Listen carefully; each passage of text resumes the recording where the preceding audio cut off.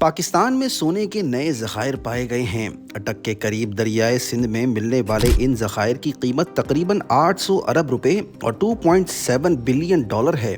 اس news نے ملک میں کافی excitement پیدا کر دی ہے، جبکہ اگر غور سے دیکھا جائے تو یہ اتنی بڑی ڈسکوری نہیں جتنا میڈیا میں اسے اچھال کر بیان کیا جا رہا ہے۔ 800 ارب روپے کا فگر پہلی نظر میں بہت بڑا لگتا ہے، لیکن اسے ریکو ڈگ گولڈ ریزروز کے ساتھ کمپیئر کیا جائے تو یہ بہت چھوٹی ڈسکوری لگتی ہے۔ ریکو ڈگ جو کہ پہلے 300 بلین ڈالر کا ریزرو ایسٹیمیٹ کیا گیا تھا اور کچھ نیوز کے مطابق اس کی قیمت 600 ارب ڈالر کے قریب تھی، لیکن پاکستان نے 540 ملین ڈالر کے بدلے سعودی عرب کو اس کا 15% حصہ بیچ دیا۔ اب اٹک کا یہ ریزرو صرف دریا کی تہہ پر پھیلے ہوئے پارٹیکلز کے طور پر ہے، کوئی پراپر گولڈ مائن نہیں۔ اس ٹائپ کا گولڈ نکالنا کافی مشکل کام بھی ہوتا ہے، کیونکہ اس میں لارج اسکیل ڈریگنگ اور ایڈوانس ٹیکنالوجی چاہیے ہوتی ہے۔ پاکستان کی ہسٹری کو دیکھتے ہوئے جہاں منرل ریسورسز کو پراپرلی یوٹیلائز کرنے میں ہم ہمیشہ اسٹرگل کرتے ہیں، یہ ریزرو بھی شاید ایک ان ریئلائز پوٹینشیل بن کر رہ جائے۔ پاکستانی میڈیا اس ڈسکوری کو بہت بڑھا چڑھا کر پیش کر رہا ہے اور اسے اکانومی کے لیے ایک امید کی کرن کہا جا رہا ہے، لیکن اب تک فیڈرل گورنمنٹ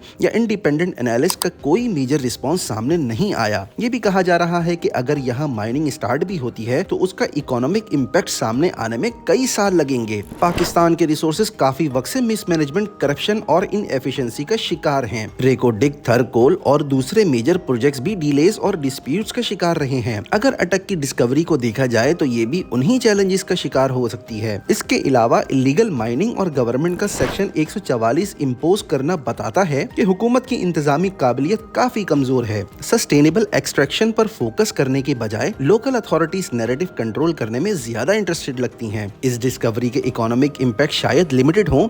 800 ارب روپے کا فگر پاکستان کے ہیوج کرنٹ اکاؤنٹ ڈیفیسٹ یا انفلیشن کو کنٹرول کرنے کے لیے کافی نہیں، یہ صرف ایک مائنر اکانومک بوسٹ پرووائڈ کرے گا، لیکن گورنمنٹ کی نیریٹو بنانے کی کوشش اصل اکانومک ایشوز سے دھیان ہٹاتی ہے، جیسے قرضوں پر انحصار، انڈسٹریلائزیشن کا نہ ہونا اور جاب کریشن کی کمی وغیرہ۔ اس گولڈ ریزرو کی نیوز شارٹ ٹرم کے لیے اچھا امپریشن تو دے رہی ہے اور شاید ملک کی اکانومی بہتر بنانے میں تھوڑی موٹیویشن بھی ملے، لیکن اصل چیلنج اسے ایفیشنٹلی یوٹیلائز کرنا ہے۔ کیا یہ ڈسکوری پاکستان کے لیے ایک اکانومک ریوائول کا سبب بنے گی یا پھر یہ صرف ایک اوور ہائپڈ خبر بن کر رہ جائے گی؟ یہ اب تک ایک سوالیہ نشان ہے۔